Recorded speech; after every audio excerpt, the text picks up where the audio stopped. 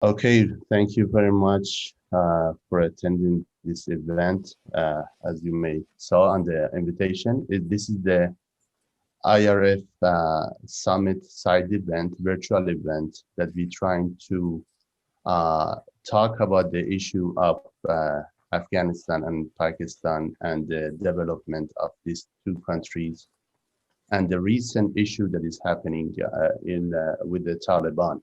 This conflict of Afghanistan specifically has been entering into the 21 years of continued claim of civilian casualties.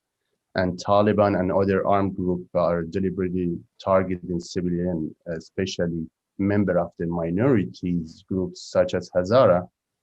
And unfortunately, there is no accountability from Pakistan or Afghanistan government. And for some reason, even though the Afghanistan and Pakistan government are announcing that they are doing their best to fight this extremism and the Taliban group and prevent them from targeting the minorities, but we see that in many cases they are somehow uh, turning blind eyes to the what is happening exactly in those two countries.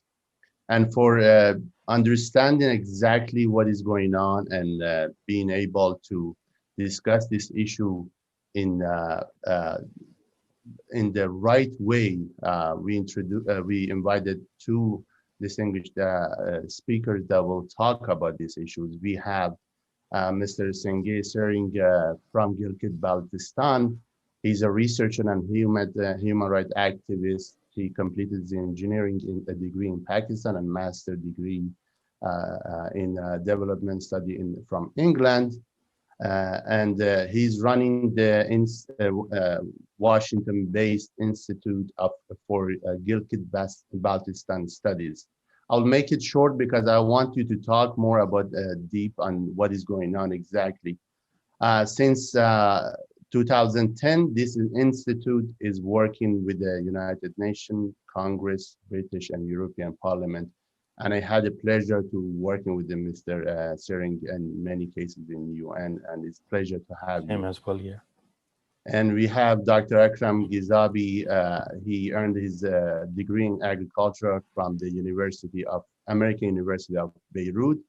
Since 1983, he became a local correspondent for Dairy Service of Voice of America and talking and covering the refugee issue in Afghanistan.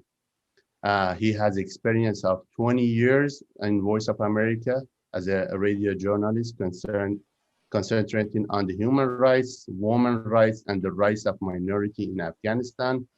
In 2005, he founded a political party called NOMA, Civil Movement of Afghanistan, advocating civil rights, domestic, democratic value, and secularism and empowerment of the movement and minorities. It's very important to understand that in Afghanistan, this is one of the issues. Women rights, children rights is one thing that is always ignored.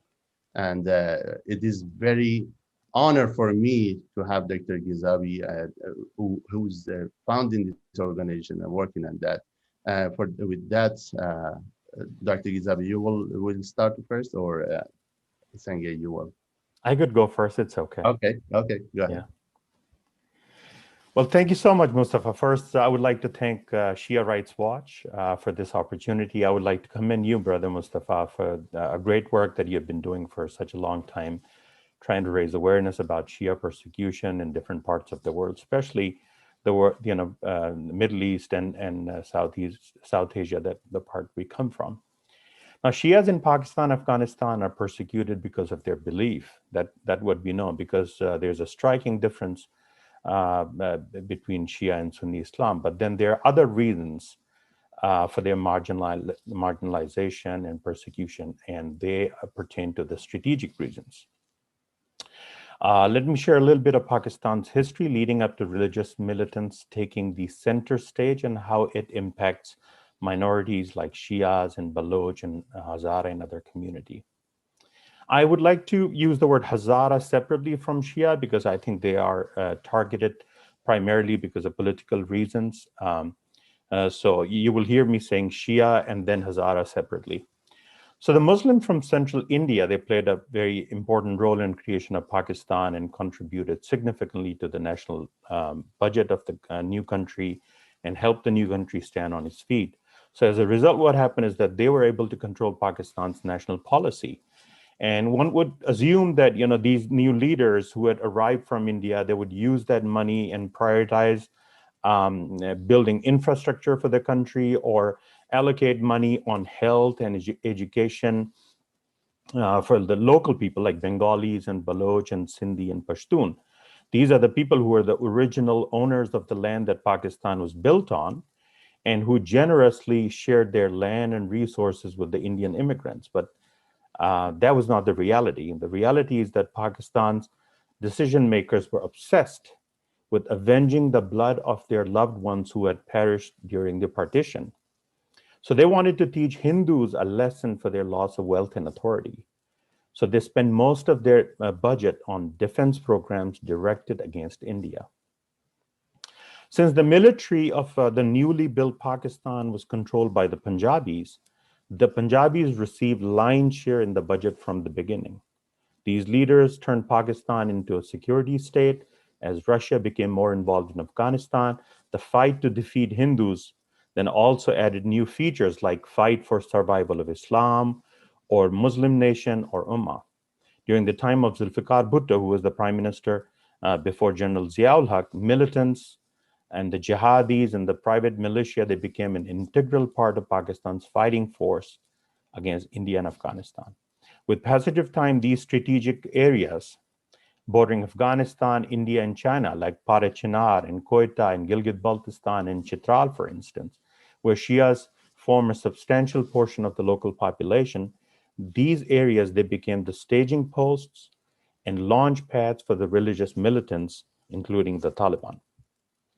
The confrontation between the host populations and militants has caused carnage, loss of identity, and resource destructions, and an everlasting animosity since then. In 1988, for instance, military-assisted militants, many of whom had fought in Afghanistan, attacked Gilgit-Baltistan and burned down more than a dozen Shia villages.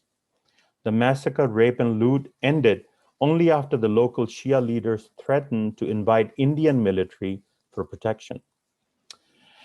Today, ये जो दहशतगर्दी है, इसके पीछे वर्दी है, which means army is promoting terrorism. This has become the most common slogan in Pakistan among the Shias, as well as the Baloch, Sindhis, Pashtun, and people of Gilgit-Baltistan. This shows that people have a basic awareness and an understanding of the driving forces behind the large-scale killings of the civilians, especially the racial and religious minorities opposing Pakistan's strategic depth paradigm. In Pakistan, the relationship of military and the militants is supreme, and it comes at the cost of the security and well-being of people like Shias. This means that the law enforcers and the security personnel will not come to the rescue of Shias, Baloch, or the Hazaras when militants attack to displace or eliminate them. Like in the past, recent political developments in Afghanistan, where Pakistan Army is found helping Taliban gain new grounds, will increase militant activity within Pakistan and consequential threats for Shias and other religious minorities. Places like Gilgit-Baltistan, Chitral, Parachinar, and Quetta will suffer the most as Taliban will gain strength in joining valleys in the coming days. Although Iran, the so-called global representative of Shias, has established military relationship with Taliban, but that does not really translate into how the Taliban will treat the Shias of Pakistan. In Gilgit, Shias are attacked because they live on the main artery that connects Pakistan with China. Some say that CPAC has reduced sectarian violence, but I tend to disagree. CPAC will bring an influx of Pakistani and Chinese immigrants who will clash with the locals in the coming years. Already, Taliban have announced their presence in Gilgit-Baltistan. Taliban are also attacking Shia Ismailiyas in Vakhan, which borders Gilgit and Chitral. CPAC will further alter religious, linguistic, and racial composition of Gilgit-Baltistan and future turf wars between local Shias and outsiders will bring much heavier death toll and culture loss than at the present. Examples can be given of Xinjiang and Tibet, where state-led genocide is happening because locals are resisting the state-assisted change in linguistic, religious, and cultural composition of their areas in the name of economic development. Pakistani Shias will be main target in Parachinar, for instance, since the district provides shorter and direct access to Pakistan Army and Taliban to enter Ghazni, Logar, and Hazarajat in Afghanistan. Control over these areas is extremely important to capture Kabul, and the local Shias are not in favor of Taliban gaining more land from them in Parachinar. They are on the verge of becoming minority, a place where they once were more than two-thirds of the majority of the local population. In Chitral, for instance, the Shia Ismailia once formed half of the native population, but military-assisted conversion and arrival of settlers from Dir and Sawat and other places has reduced their numbers to less than 35% now.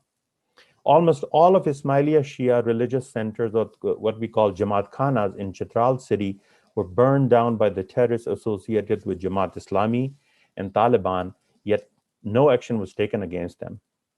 Same Taliban sympathizers who captured Chitral are now settling in district Gizr of Gilgit-Baltistan, where Shia Ismailia make up about 80% of local population. Now, before concluding my presentation, I would like to recommend that the United Nations should send a fact-finding mission to Pakistan to investigate Shia genocide, the issue of Shia missing persons, and false blasphemy cases registered against Shias. Some websites, credible websites, have put Shia genocide with the number of over 23,000 Shias killed in the last 50 or 60 years in Pakistan. That's a huge number, and most of these are killed for political reasons. United Nations should send a fact-finding mission to Gilgit-Baltistan to investigate state-assisted demographic change. Now, I am saying that because Pakistan was asked by the United Nations Security Council to withdraw its nationals and let locals self-govern the area. This is the UN Security Council resolution, but what Pakistan is doing is assisting Pakistanis to settle in Gilgit-Baltistan to reduce the local Shia population, and they are also on the verge of becoming a minority in most of the urban centers, for instance. United Nations should investigate role of China and Pakistan Army in the massacre of locals of Balochistan, including the Hazaras. China has a huge role to play in the persecution of the minorities because China wants to show support to the Pakistani military. So I think China needs to be investigated for its role in Balochistan, especially. United Nations should investigate Iran and Arab-run religious centers, the madrasas, as money coming from Iran and other Gulf countries and Saudi Arabia has played significant role in promoting sectarian mayhem. I think this is really important because right now, between registered and unregistered madrasas, we have more than 40,000 madrasas producing Shia and Sunni and Salafi and Deobandi and Wahhabi and Ahle Hadith students. Many of them then go and join these ranks with the Taliban and other anti-Shia groups like Lashkar-e-Jangvi, Harkatul Ansar, for instance. Many of them are sent to Kashmir, where they kill local people and create huge disturbance and terrorize the local people. So I think this is something the United Nations should investigate because all the money is coming from either Iran or the Gulf countries. Last year, Pakistan was declared a country of particular concern by the State Department. I think this was a great step. And if you remember, Brother Mustafa, we, through our roundtable at the Capitol Hill, we've been talking about it and trying to, promote this idea that Pakistan has been persecuting religious communities and violating the religious freedoms there, and it should be put on CPC. So that has happened, but now USA must impose sanctions on Pakistan for state-assisted genocide of Shias, especially the Hazaras. I'm once again thankful to Shia Rights Watch for the opportunity to express myself. Thank you again. Thank you very much, Senge. Yes, indeed, the issue of having those madrasas and implementing and enforcing the extremist idea in the mindset of the children is something that we are ignoring every day. And it is our duty and responsibility to be able to highlight those issues and enforce closing those madrasas who are implementing and feeding that extremism thought. And right now we see that this Taliban and Al Qaeda and ISIS are the result of those extremist teaching that unfortunately have taken a life of many innocent people, member of minorities, Shia and others. And it is very important for us to understand that as a Shia, we are promoting the peace for everyone, every member of every minority, including ourselves. And we whatever we are talking about right now is the step to prevent that violence that is happening to us, and it will expand to the other minorities as well. Dr. Gizabi, uh, you are more than welcome to start. Thank you very much, Brother Mustafa Ahwan and the Shia Watch for having me here and for organizing this session. We are at a very, very critical time and point in the history of the region, especially Afghanistan, where the US, as far as we are concerned, hastily decided to get out of Afghanistan. And what it leaves is a real mess. And we hope that it will not happen, but I'm afraid that it will. It will be a slaughterhouse for some of the people inside Afghanistan, especially the Hazaras. We really are concerned, and we hear increasingly the news of all these districts falling in the hands of the Taliban. And unfortunately, as my brother mentioned, where there is some insurgency, there is the military behind it. And we believe that much of what is going on in Afghanistan in the form of Taliban violence, Pakistan is behind it, unfortunately. I try to briefly discuss the situation of the Hazaras in Afghanistan. We are an ethnic group, Turkic Mongolian people that we have lived in the region since time immemorial. And our tragedy with the central government started in the 1890s, where with the help of the British behind the local government, we were a kind of autonomous region in the central part of Afghanistan. And the British wanted to have a clean state in Afghanistan, so that no interference in their sphere of influence will take place from any quarters.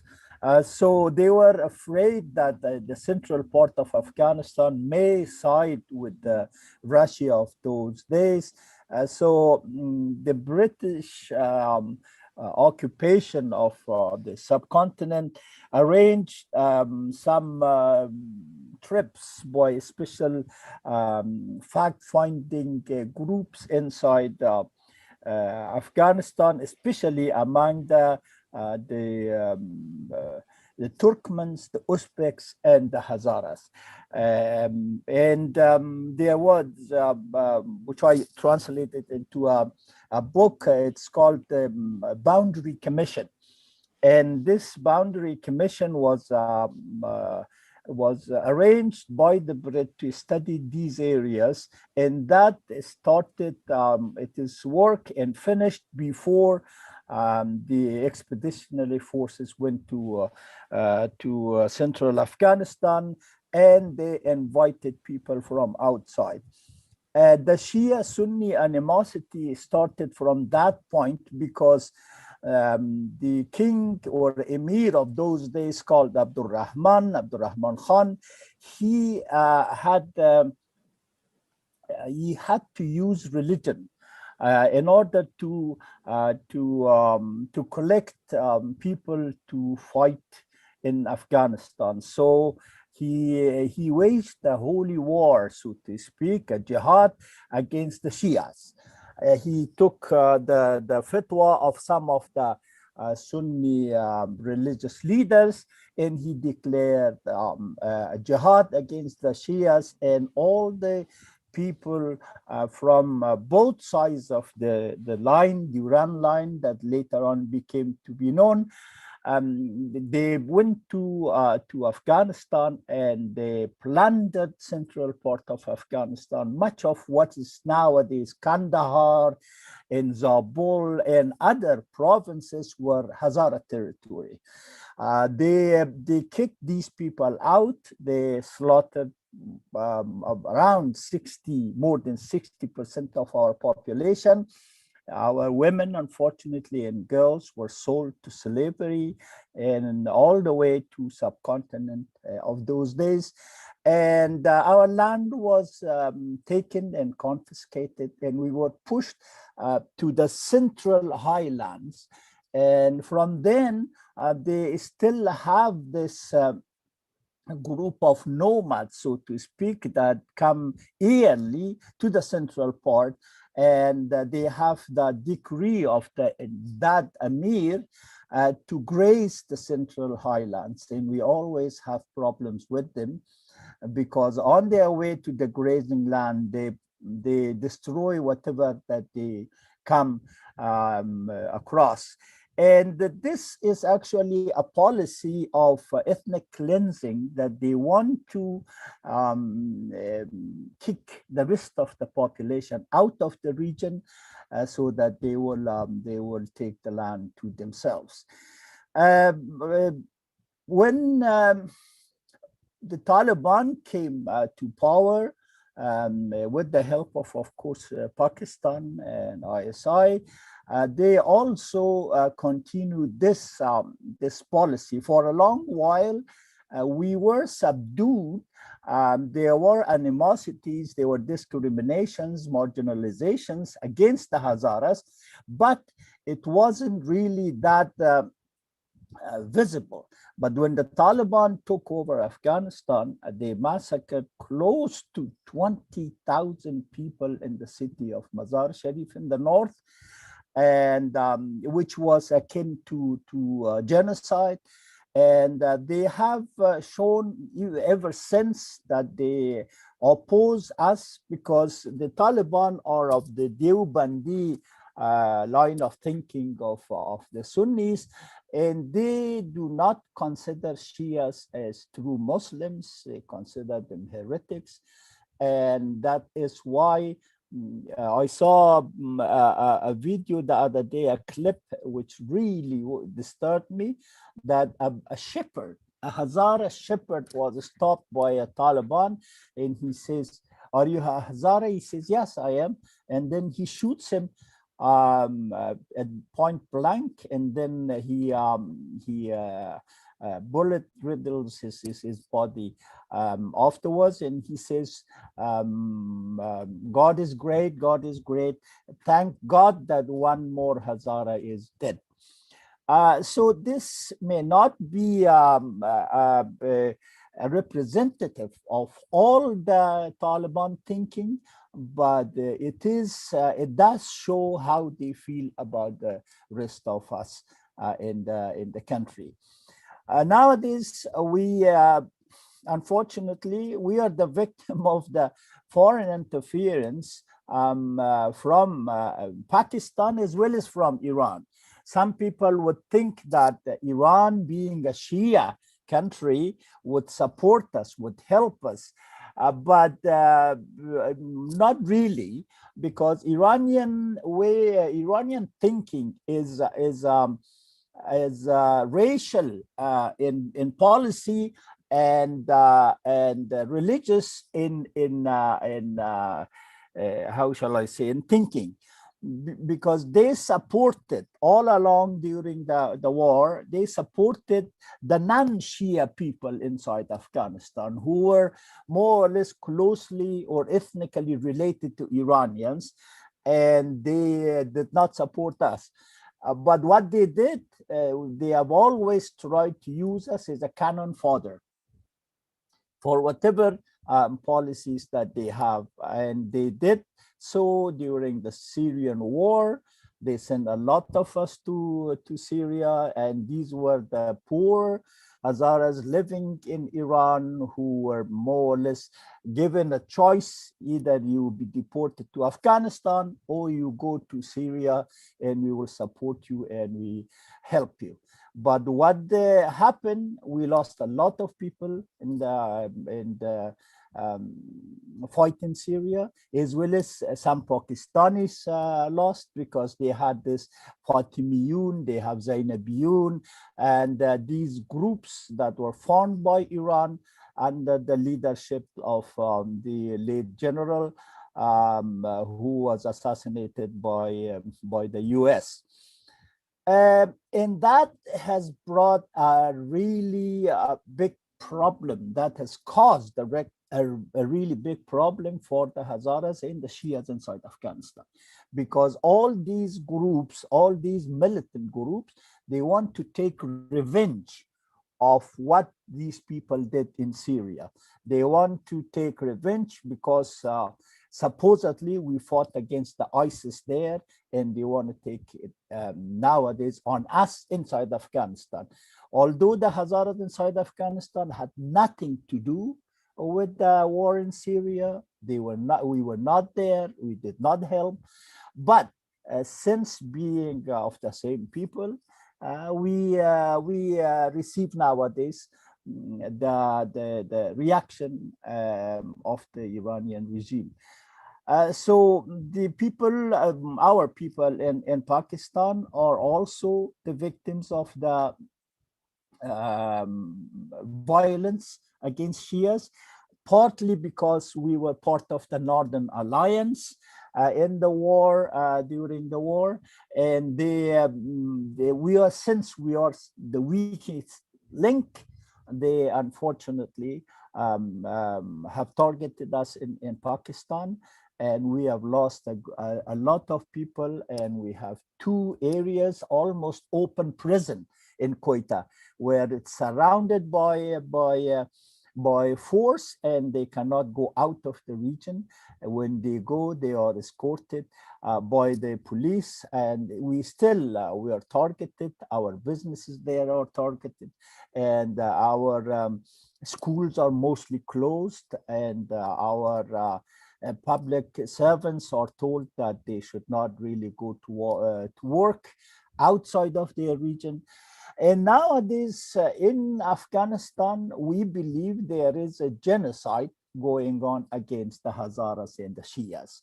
And because most of the attacks are directed against us in Western Kabul, as well as other areas of Afghanistan, but mostly in Western Kabul, where we have a large number of people concentrated there.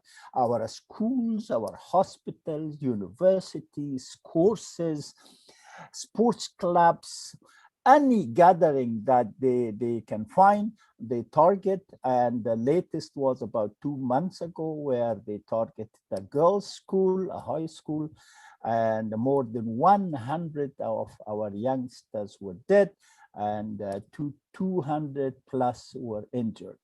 And they also attacked, one of the worst was a maternity hospital in Western Kabul, where they killed unborn children, mothers, nurses, doctors.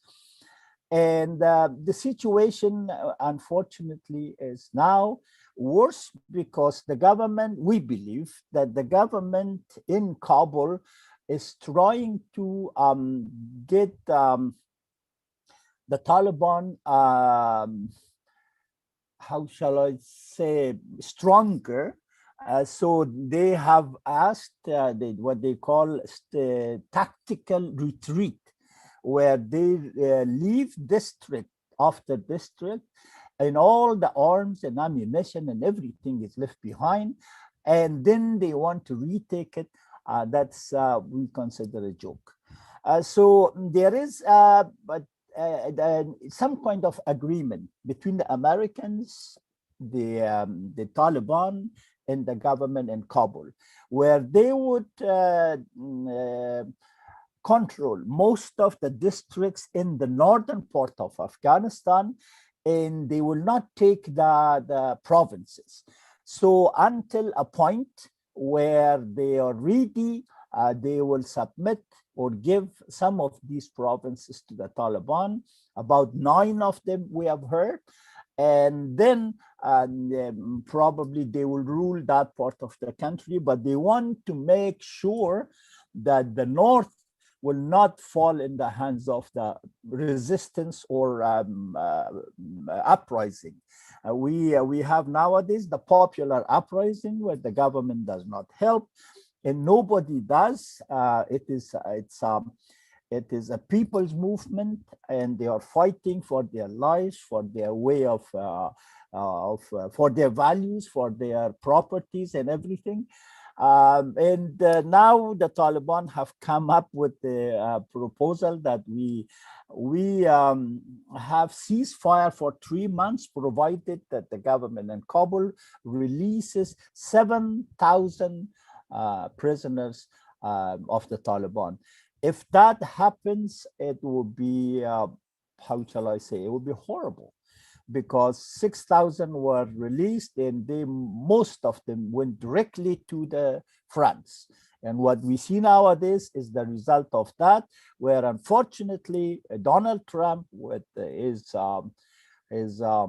mistakes, allowed or forced the government in Kabul to release these prisoners.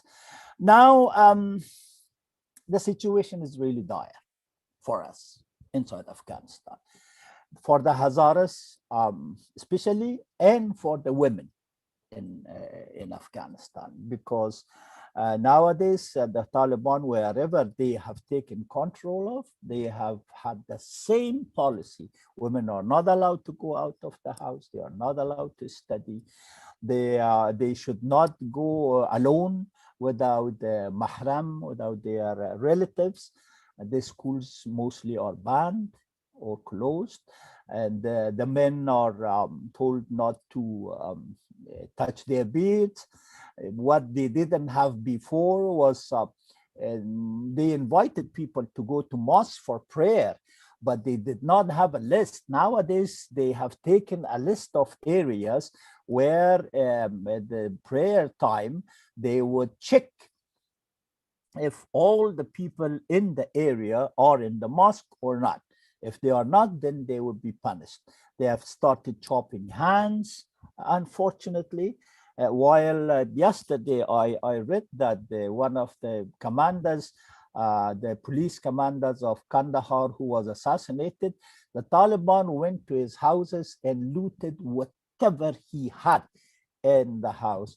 So they have this wholesale looting and plundering, and then a poor guy is caught picking somewhere something, and they chop his hands. We also have demands, like my brother said, that we hope the United Nations will step in and send a fact-finding mission to what we call and what we have studied, and our scholars have said is current genocide inside Afghanistan. So for this, we need the international support that it will not continue. Because if it does continue, then there will be a bloodbath inside the country, and we will be the victim.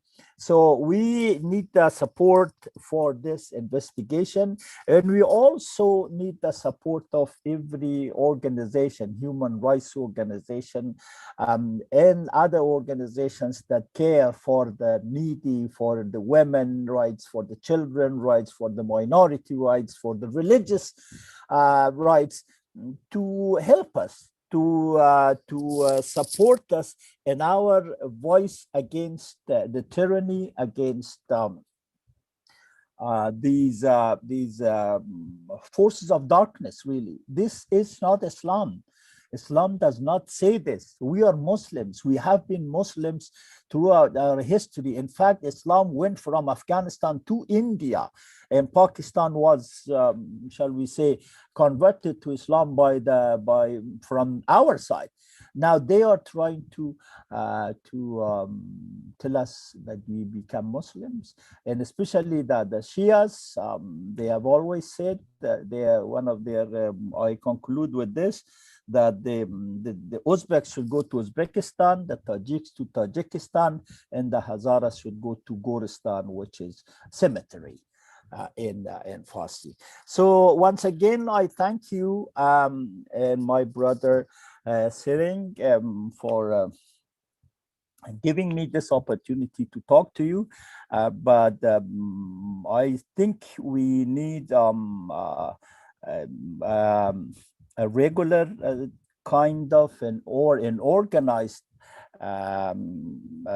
effort to help each other, to support each other, to support the people in Afghanistan, because we do not want to be forced out or slaughtered like the Rohingya Muslims who were kicked out of Myanmar. When I see my people being pushed around, I always remember those horrible stories that I read and watched of those people and the miserable situation that they are living in Bangladesh nowadays. I thank you very much. Thank you very much, Dr. Gizabi.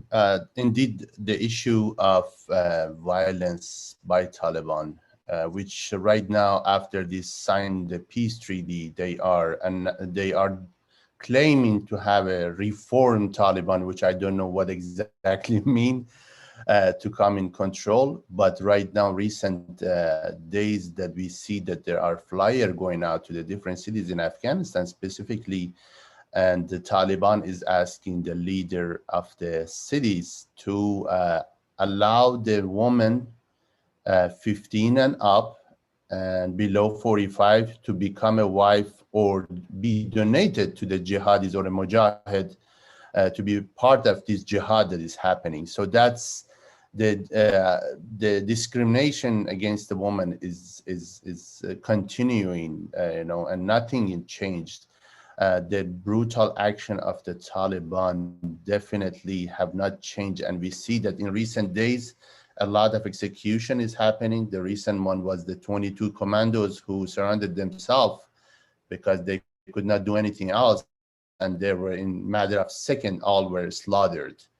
And it is unfortunate to see that the Hazara are, to me, are a minority inside the minority who are getting discriminated, sometime, unfortunately, by our Shia brothers as well.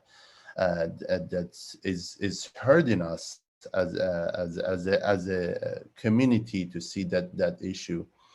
And it's been a long time that the Hazaras and the Shias in Pakistan and Afghanistan are asking United Nations to declare a genocide of what is happening to the Hazaras. But unfortunately, United Nations and the different countries are hesitating to see what is exactly going on in Afghanistan and Pakistan. And we see that a lot of these issues are not highlighted.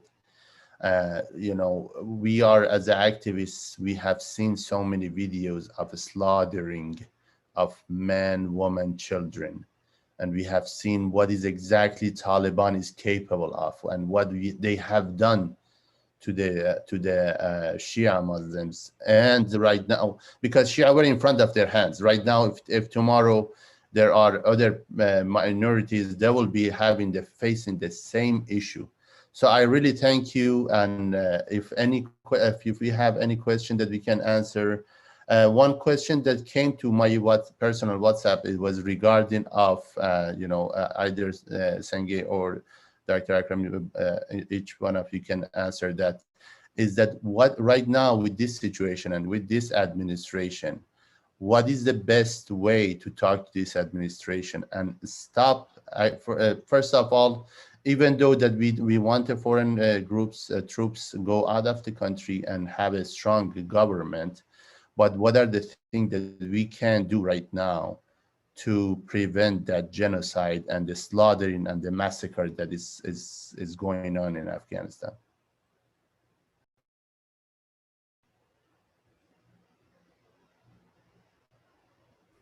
So when you said this administration, are you talking about the U.S. administration?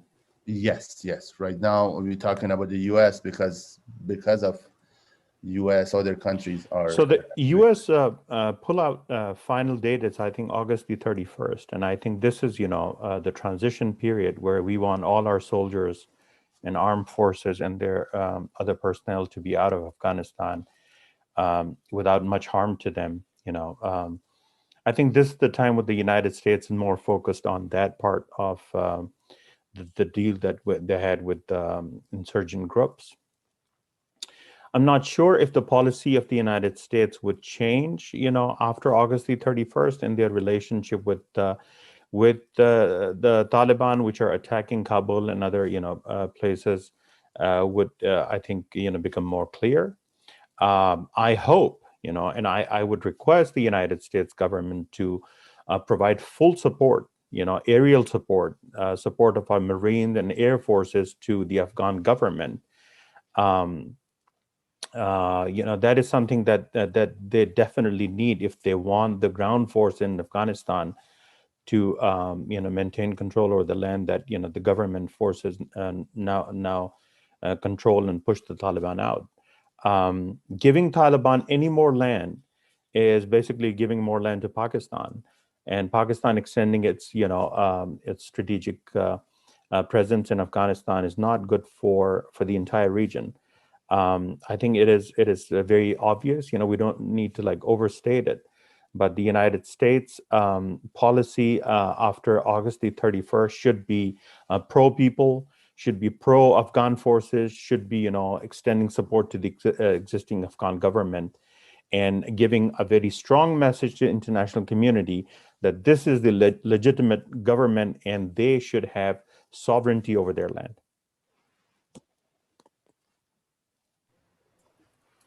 Thank you, Brother Siring. My thinking is that unfortunately the US has lost a lot of its leverage due to this untimely decision to withdraw from Afghanistan. Even George Bush the other day, I'm sure you all heard, said that it was a big mistake with very, very bad consequences. And I think the US would probably be forced somehow to reinforce or to get involved in the region because the situation, if the way we think will go, it will be really not controllable by the regional forces or by the local government, and the US needs to get involved. Our position is that it is impossible for us, really, to tell you very frankly, to live with the Taliban under one system, because that would be not possible. Not that we have, we are the problem, but it is the Taliban are the problem. They have not changed. If anything, they have even become more vicious, more extremist, and it's not possible. So what we suggest is that if the negotiations that is going on in Doha and the US somehow is behind it, we suggest that the US government in a way push for a regional autonomy not necessarily independence, but if you remember Iraq, for example, the Kurds were saved more or less by this autonomy, because otherwise Saddam Hussein, just excuse me, let me, uh,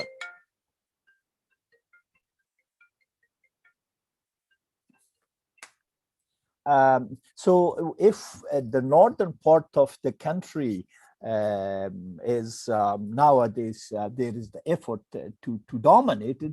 If the northern part of the country becomes, including central, in a way, a rather autonomous region where they will have their own system, where they will have their own government in a decentralized form, then we are able, so that whatever they do in the south or southwest is their business. We will be able to live in one country with the Taliban. Otherwise, with the effort that's going on, Pakistan makes sure, or wants to make sure, that the northern part will be strictly under their influence. And if that happens, then we will not have a real solution for Afghanistan. And the US can help push this forward, this idea of some kind of a federal system or some kind of a regional system where there will be a diffusion of power, not concentration of power in the hands of a local central government, which would be mostly dominated by the Taliban. I think there's an important point that we could add here, is that Vice President Amrullah Saleh, for instance, he recently said that there are very clear and strict warnings coming from the Pakistani military that if Afghan forces try to dislodge Taliban from southern and eastern Kandahar province, especially around Spin Boldak area, for instance, then Pakistani Air Force will come into action. So Pakistan has intentions to use its Air Force. So I think I want to add to what Brother Akram Ghizabi said, is that just like in Iraq, we should have no-fly zones over Afghanistan. This is very important. I think after August 31st, United Nations Security Council need to convene, and they need to establish some no-fly zones. So Pakistani Air Force is not allowed to activate its, whatever the designs it have to help Afghan Taliban gain more grounds there. Pakistan is always anxious. It is always threatened by the fact that if the Taliban are not stable in Afghanistan, the fallback will be that there will be more activity within Pakistani soil. So that's why they're trying to push as far and as quickly as possible before August 31st. This is the time when the U.S. is more focused on taking its troops out.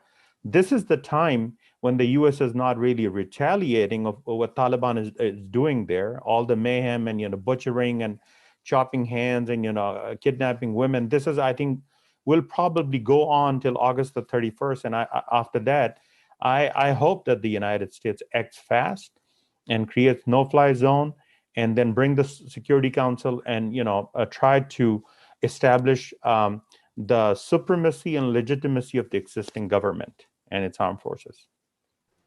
All right, thank you. But I think I heard yesterday that they changed the date from August 31st to July 31st, and troops will be out on July 31st, and remaining of the staff, they are going.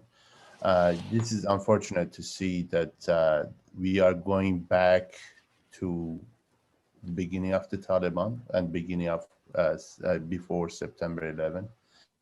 And we're seeing that the Taliban right now have another aim of taking revenge, as Dr. Ghizabi said, taking revenge from the people who fought against ISIS and who were protecting people and trying to protect the women's rights, children's rights, and building this, society without the terrorism and without the fear. And right now, the Taliban is coming with that aim full force.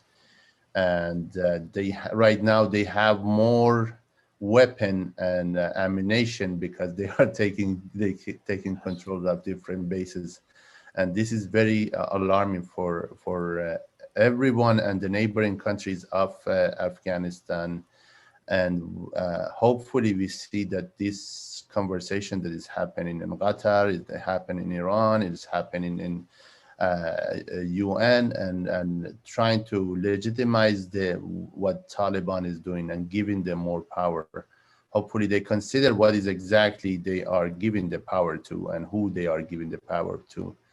And I want to mention that in Afghanistan, majority of the cities who are getting protected are from Hazara groups who are standing in front of Taliban and trying to defend people. And the great thing is that the Hazara who are defending their cities, they don't care who is who and who's what religion they are having. They saying that this is Afghanistan, this is what I believe as a peaceful country that I want to see, and I want to see my children grow up. And it's very amazing when you talk to the people, and I have interviewed so many of them who are saying we don't care what is the religion of the people in that city. For us is very important to defend our people, because if I cannot defend my people, no one else will care about me, even though they are discriminated against them so many times by so many people. But it is amazing to see how energetic they are and how they are thinking that for me, my rights, my children's rights, my neighbor rights, their security is beyond everything else. And hopefully, we can see that this violence is stopped somehow, and we can be part of it. And hopefully, in future we'll have different events and talking about those and giving the solution of what exactly can be done and what are the things that we can think of and preventing those violence. Sanjay, I see you have your hand right. Yeah, I think, like you have, connection to Iraq. And what we saw in Iraq was that the Shias or Sunnis were uniting in all different parts. And, the office of Agha Hui and Agha Sistani, for instance, they were asking the Shias to go and help and protect all the Sunnis. I think this is something that should happen in Afghanistan, where the Shias and Sunnis need to unite. People in the north of Afghanistan, whether you're a Tajik or Hazara or Uzbek, you guys need to unite and try to defend your places. Those Pashtun who are with their armed forces, with their government against, they need to unite with the Hazaras, because this is the time that they could use the Shia Sunni unity and give a very strong message to the international community that Taliban are a menace. They are not a political force. They should not be recognized. And all the Shia Sunnis are united. All the ethnic groups, racial groups are united, and with one voice that they need to be defeated, because these are groups created in Pakistan by Pakistan, and it is Pakistan's proxy war in Afghanistan. It's not a Shia Sunni divide right now. This is, I think, the message that Afghan need to give. Yes, thank you. If I may add, this is, you said it's created by Pakistan for, but you didn't mention for Pakistan. For Pakistan. Yes, it's like I said somewhere that democracy is the government of the people, for the people, by the people. So this is all for Pakistan, because a lot of people think that the Taliban are a group, an independent group. They cannot say a word or do anything. Like we have an expression in Afghanistan where they cannot drink their own water without the permission of ISI. If you think that Mullah Brother in Doha speaks his own mind, come on. The Taliban are created to fight, plunder, kill, destroy, and the infrastructure of the country. They are not, it's not a political group. It's not but an educated group where they would control the country, they will govern, they would build the civil society. They are not. Their existence is existential reason is fighting. That's about all. They don't know anything else. So the first thing that they do to nowadays, that they go to a place, they destroy the building, the infrastructure. Any group, for example, that belongs to a region, you wouldn't destroy your bridges, your roads, your infrastructure, because this is yours. But the Taliban don't feel that for Afghanistan. They have no feeling for the Afghans or Afghanistan or anything. But concerning the Hazaras and other people in places where we have control, we have no problem. Absolutely, because it is not a religious, for us, it's not a religious war. It's an existential war. We are our own existence as a country, as a people of that country is in jeopardy. So we fight for that. We don't fight for really for religion, because we don't have a religious problem. You know, the Shias have been in Afghanistan for God knows how many centuries, and so are the Sunnis. We never had this problem among ourselves. We didn't have in Pakistan. I lived in Pakistan for 5 years. We those days when I prayed, let's say in rail stations, we prayed in Pindi or in Islamabad or Lahore or anywhere. In our own system, and we had no fear. Nowadays, it is so polarized. It is so polarized that you cannot say you are a Shia or you are a Sunni, for example, in the wrong place. Anyway, this is an existential problem for the Afghans nowadays, and unfortunately, this is beyond our control. We try our best to keep our country and our society intact, but the danger is enormous. And for this, we need the help of the US and other countries that care for human rights and human beings. Thanks. Thank you very much, gentlemen. I appreciate your time. Unfortunately, is the time to. I think we were online for 15 minutes. It was an honor to have you. It was great to have you, Dr. Gizabi. I'm glad to know you, and I'm looking forward to work with you. And Sengay, thank you very much for your advice. And this is when I grow up, I want to be like you, Sengay. Thank you so much. I'm growing a little hair. I appreciate it. Everything else is receding, but the hair is growing because of the COVID. Yeah, and hopefully we can change something, and we can at least talk about this issue and reach out to the people who can influence and can see this bigger picture that we are looking at. And we can stop the violence. And we praying for our brothers and sisters in Afghanistan and Pakistan who are facing this violence. And hopefully we can see the end to this conflict that is happening.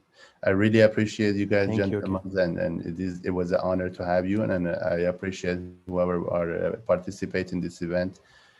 Please, if anything, just email me if you want to reach out to our panelists. I'll be happy to connect you to them, and we can talk about the different subjects in the near future. Thank you very much. Thank you very much. Thank you again. Thank All right, you. you guys have a good day. Stay safe. Have a good one. Bye-bye. Have a good weekend. Thank you. Bye-bye.